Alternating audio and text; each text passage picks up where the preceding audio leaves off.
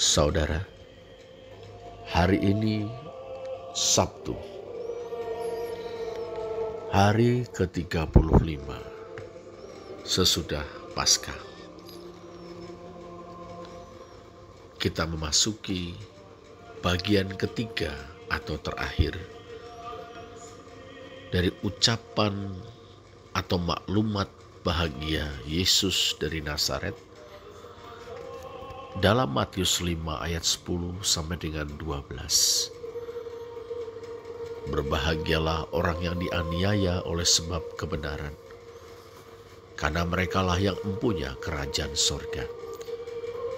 Berbahagialah kamu jika karena aku kamu dicela dan dianiaya, dan kepadamu difitnahkan segala yang jahat.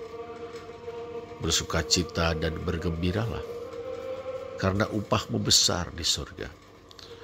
Sebab demikian juga telah dianiaya nabi-nabi yang sebelum kamu. Saudara, Yesus dari Nazaret menyadari betul bahwa gerakannya akan menimbulkan reaksi dari mereka yang selama ini diuntungkan oleh struktur-struktur yang eksploitatif atau menghisap, menindas, dan memarginalkan. Cara hidup baru dan upaya-upaya serius untuk mewujudkan perdamaian, kedamaian, dan kesejahteraan yang berkeadilan adalah ancaman nyata bagi orang-orang yang diuntungkan oleh penghisapan atau eksploitasi, penindasan, dan marginalisasi.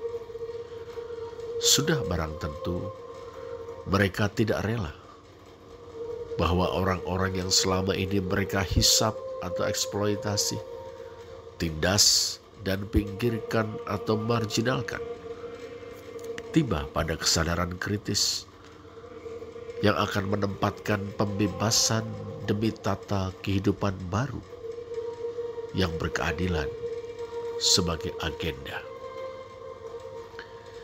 Proses evolusioner yang secara dialektis akan menciptakan syarat-syarat dari sebuah revolusi adalah cara kerja kerajaan Allah.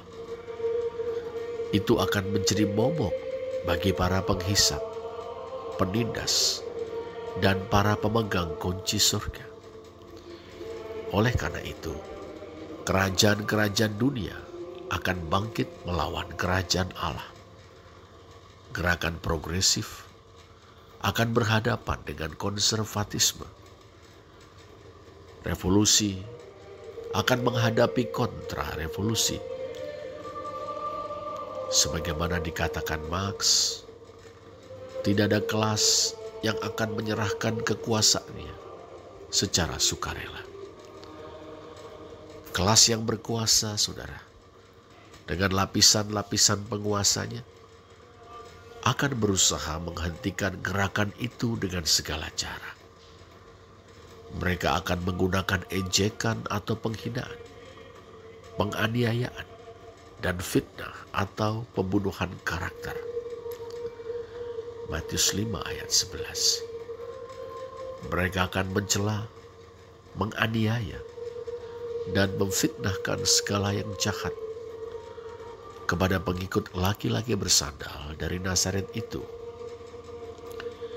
Pada titik ini, saudara, Yesus melihat bahwa dirinya dan para pengikutnya ada pada jalan para nabi, bahkan akan membawa atau menempuh jalan itu hingga kepada akhir yang seharusnya, yakni kemenangan kerajaan Allah atau kehadiran seutuhnya kerajaan Allah di bumi seperti di sorga.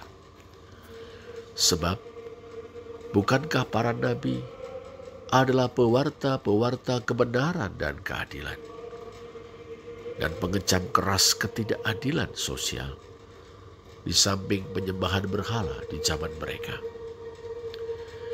Yesus tidak menutup-nutupi kepada murid-muridnya perihal reaksi para penguasa. Ia bicara terus terang kepada para pengikutnya. Ia ingin mereka siap, tabah. Toh mereka ada di pihak kebenaran atau keadilan. Mereka ada bersama dengan Dia. Mereka ada di jalan para nabi. Kerajaan sorga atau kerajaan Allah, tata hidup baru itu adalah milik mereka. Penderitaan mereka tidak akan sia-sia. Upahmu besar di sorga.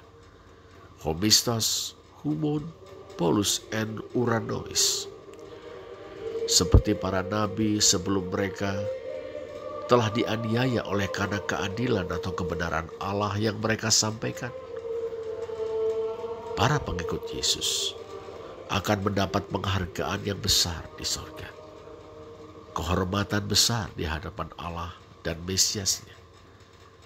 Karena itu, meski sangat besar harga yang harus mereka bayar karena kebenaran atau keadilan kerajaan Allah dalam Yesus dari Nazaret, mereka diberi ucapan selamat.